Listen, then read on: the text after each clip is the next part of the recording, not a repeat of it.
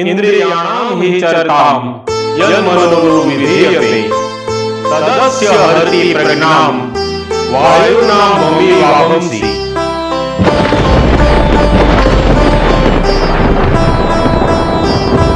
હે મહાબાહો, જે પ્રકારે જળમાં ચાલતી નૌકાને વાયુ ખેંચી જાય છે, તેવી જ રીતે વિષયોમાં ભટકતી ઇન્દ્રિયોમાંથી જે ઇન્દ્રિય સાથે મન લાગી જાય છે, તે એકલી જ ઇન્દ્રિય તે સંયમી પુરુષની બુદ્ધિ અને વિવેકને હરી લે છે અને તે ગલત રસ્તે ચાલવા લાગે છે, જેના કારણે તેનું પતન થાય છે.